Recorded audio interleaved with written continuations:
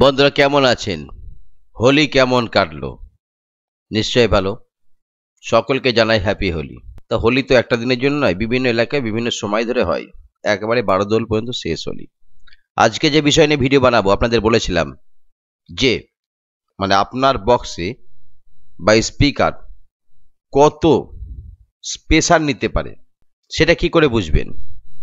বা আপনি একটা বক্স বাজাচ্ছেন, সেই বক্সটা যে কোনো একটা অ্যাম্পলিফায়ার দিয়ে বাজাচ্ছেন, সেই অ্যাম্পলিফায়ারের যে প্রেসার রেঞ্জার দিয়ে বাজান, তাহলে একদম লাল লাইট ফিক্সড করে দিলেন, তাও কিন্তু স্পিকারের কিছু হচ্ছে না। স্পিকার এখনো মেশিন চাইছে। এই সবগুলো বুঝবেন কি করে? আমরা অনেক সময় কি করি, 3 অথবা 5 ভলিউম রেখে বাজাই। হয়তো স্পিকার আরো ক্ষমতা আছে প্রেসার নেওয়ার, কিন্তু আমরা সেটা অনেকেই বুঝতে পারিনি। এটা কিন্তু একটা বিরাট জিনিস, এটা আপনি যদি বুঝতে পারেন তাহলে আপনি কম্পিটিশনে সেরা হয়ে যাবেন। তো আজকে টোটাল এই বিষয়টা নিয়ে আমি আলোচনা করব। আমার চ্যানেল সাবস্ক্রাইব করে রাখবেন। আমি আপনাদের সকলের বন্ধু ডিজে খুবিন। সবার আগে এই ধরনের টিপসগুলো আপনাদের কাছে চলে যাবে। ভালো লাগলে অবশ্যই কমেন্ট বক্সে লিখবেন, খারাপ লাগলে ভুলটা ধরিয়ে দেবেন। তা বন্ধুরা, আমরা মূলত একটা সেট বাজাচ্ছি, মেশিনে প্রেসার দিচ্ছি, দিয়ে একটা ভয় খাচ্ছি যে স্পিকারে উড়ে যাবে না, তো একটা ভয় খাই। সেই হিসেবে সেই ভয়ে অনেকে কিন্তু প্রেসারটা দিতে চায় না। যেই দেখি মেশিনে লাল লাইট ফিক্সড হয়ে গেল মানে আমার স্পিকারও কিন্তু শেষ। সেটা কিন্তু নাও হতে পারে। লাল লাইট ফিক্সড হয়ে গেল তার মানেই যে স্পিকারে এর পরে প্রেসার দিলে উড়ে যাবে, তো সেই ভয় আর প্রেসারটা আমরা দিতে চাইনি। কিন্তু ভিতরে ভিতরে হয়তো স্পিকারটা আরো লোড চাইছে। সেটা বুঝতে গেলে একটা জিনিস করবেন, তবে আপনি কম্পিটিশনে জিততে পারবেন। মেশিন থেকে প্রেসার ঝেড়ে তুলে দেবেন। এবার যে কোনো গান বা বিশেষ করে কম্পিটিশন করে কি, বেস বাজিয়ে বা কম্পিটিশন মিউজিক বাজিয়ে বা একটা কম্পিটিশনমূলক গান বাজিয়ে, যখন আমরা গানের মাধ্যমে বা মিউজিকের মাধ্যমে বা বেসের মাধ্যমে কম্পিটিশন করি, এই 3টে দিয়েই আমরা কম্পিটিশন করি। তো এই 3টে দিয়েই আপনি টেস্টিং করে ফুল দমে বাজাবেন। বক্সের কথা বলছি। বাজিয়ে বক্সের সামনে যাবেন, সামনে গিয়ে দেখবেন যদি স্পিকার থেকে কোনো ফরফর ফ্রাত ফ্রাত করে একটা আওয়াজ, বা বেশ শেষের দিকে একটা ফ্রাত করে স্পিকার থেকে একটা আওয়াজ বার হচ্ছে, তাহলে জানবেন যে এরপর আর স্পিকারে প্রেসার দেওয়া যাবে না, তাহলেই কেটে যাবে। তাই তখন ওই ফেরাত ফেরাত যদি আওয়াজটা হয়, একটু ভলিউমটা কমিয়ে দিয়ে ওই ফেরাত ফেরাত আওয়াজ বন্ধ হয়ে যাবে। সেইটা হচ্ছে আপনার শেষ প্রেসার স্পিকার নিতে পারছে। সেই প্রেসারটা অ্যাম্পলিফায়ারে ভলিউমে দেখে নেবেন, এবং আপনার চিপ ডেক, অডিও মিক্সার, ক্রসওভারে দেখে নেবেন কোন জায়গাটায় গিয়ে এই জিনিসটা হচ্ছে। সেই জায়গায় দাঁড় করিয়ে কিন্তু কম্পিটিশন করবেন। এটা সবসময় করবেন যখন একা একা বাজাবেন, তখন আওয়াজটা বুঝতে পারবেন। আর যখন সামনে কোনো মাইক আসবে তখন কিন্তু আওয়াজটা বুঝবে। তাই কম্পিটিশন করার আগে এই জিনিসটা আপনাদের মুখস্থ করে রাখতে হবে যে এই পর্যন্ত ভলিউমটা আমি দিলে ফুল দমে স্পিকারটা বাজছে, কিন্তু এর উপর যখনই ভলিউম বাড়াবো তখন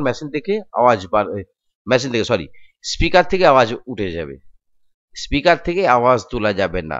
আপনারা যখনই সেট বাজাবেন, যদি মনে করেন যে কম প্রেসারের ভিতর স্পিকার থেকে আওয়াজ উঠে যাচ্ছে, তাহলে বুঝবেন যে মেশিনটা লাল লাইট ফিক্সড হয়নি।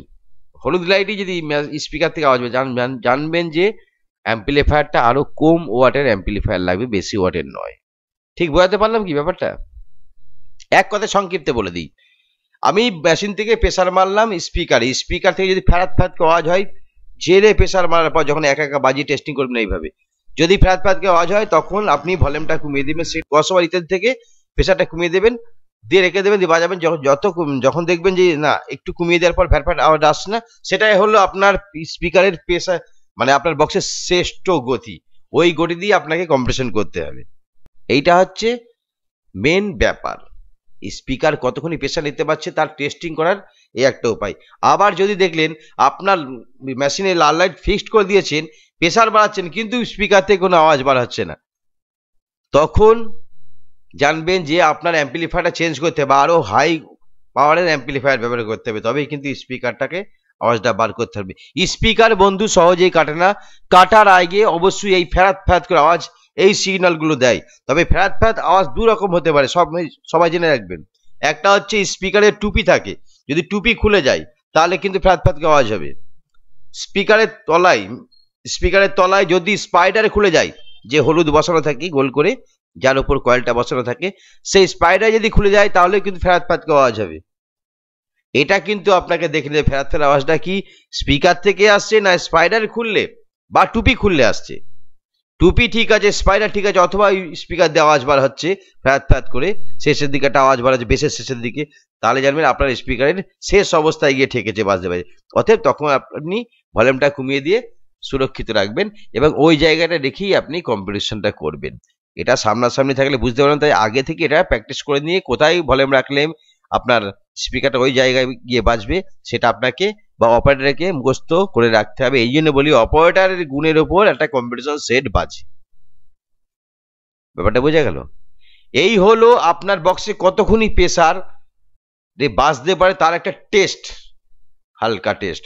তবে ফ্যাত ফ্যাত করে আওয়াজগুলো একটু ভালো করে দেখে নেবেন যেন স্পাইডার বা টুপি খুলে গিয়ে হয় না। যদি স্পাইডার টুপি খুলে হয় তাহলে সেইটা ভালো করে চেক করে নেবেন, সেটা ঠিক করে নিয়ে সেই জায়গায় বাজবে। যখনই স্পিকার কাটবে বা ফাটবে তার আগে কিন্তু স্পিকারের ভিতরে একটা ডাক আসে, আওয়াজ বার হয় ফ্যাট ফ্যাট করে, সেইটাই হচ্ছে এই সিস্টেম। তারপর থেকে আপনি যখন প্রেসার দেবে উড়ে যাবে। এই জন্য আমরা যখন কম্পিটিশন করি বেশিরভাগ সময় স্পিকার উড়ে যায়, তার কারণ এটাই। যখন সামনাসামনি দুটো মাইক থাকে, যখন আমার স্পিকার দিয়ে যখন একটা আওয়াজ বার হয় সেটা আমরা বুঝতে পারিনি, তারপরে কিন্তু প্রেসার দেওয়ার চেষ্টা করি, তখনই কিন্তু স্পিকারটা উড়ে যায়।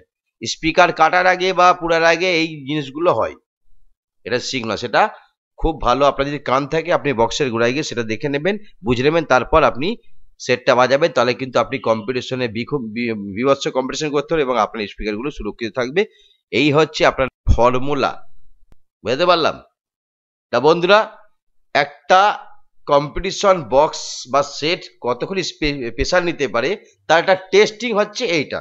সবসময় একা একা বাজিয়ে এটা টেস্টিং করে নেবেন, তারপর ফিল্ডে গিয়ে এই জায়গায় ভলিউমটা রেখেই আপনি কম্পিটিশনটা করবেন। আর যখনই টেস্টিং করবেন অবশ্যই গান বাজিয়ে নয়, কম্পিটিশন মিউজিক, কম্পিটিশন বেস বা কম্পিটিশনমূলক গান বাজিয়ে আপনি এটা টেস্টিং করবেন। তাহলে আপনার স্পিকারটা বা মেশিনটা যে প্রেসার নিতে পারবে সেটা সম্বন্ধে আপনার ধারণাটা আসবে। এইভাবে আপনি কম্পিটিশন করবেন। যদি এটা না করে কম্পিটিশন করেন তাহলে আপনার স্পিকার কত প্রেসার নিতে পারছে বা আপনার মেশিন কত প্রেসার দিতে পারছে সেটা সম্বন্ধে আপনার ধারণা থাকবে না, আপনি ভয় পাবেন, আপনি সব জায়গায় হেরে যাবেন। স্পিকার কাটবে না ফাটবে না এমন কোনো, স্পিকার কাটতেই পারে ফাটতেই পারে, এটা যে ভয় করার দরকার নেই। তাই অজবর মতো বাজিয়ে স্পিকার কেটে ফেলবেন না, সেটারও বদলাম হবে, আপনি বাজাতে পারবেন না। তাই আমি যে সূত্রটা বললাম সেই সূত্রটা অনুযায়ী চেকিং করে তারপর আপনি কিন্তু আপনার সাউন্ড সিস্টেমটাকে সেটিং করুন, তাহলে আপনি কম্পিটিশন সেটটা ভালো করে বাজাতে পারবেন, আপনিও মনের মতো করে কম্পিটিশন করতে পারবেন। অনেক সময় কি করে সামনে একটা সেট চলে এলো, এসে গেলে আমরা ঝেড়ে মোড়া দিতে শুরু করলাম, হ্যাঁ জিততে হবে, যে দিলাম ফট করে উঠে গেল। ওটা ওই জায়গায় করতে যাবেন না, একা একা বাজিয়ে করবেন। তবে এই নয় যে কম্পিটিশন করার পর সেই লেভেলটা যেখানে মেশিনের আওয়াজটা হচ্ছিল সেই আওয়াজটুকু নিচেই যে ভলিউমটা আপনি রেখেছেন আওয়াজটা কমানোর জন্য, যখন ভলিউমটা কমে আওয়াজটা কমে যাচ্ছে সেই জায়গায় রেখে কম্পিটিশন করবেন। যখন কম্পিটিশন হয়ে যাবে তখন ভলিউমটা আরও কমিয়ে দেবেন, স্পিকারটা রেস্ট দেবেন, অথবা কম্পিটিশনের পর আপনার সেটটা 5 মিনিট রেস্ট দেবেন, তারপর আবার বাজাবেন। বুঝতে পারলেন? ভালো থাকবেন, দেখতে পাবেন খবর স্টার।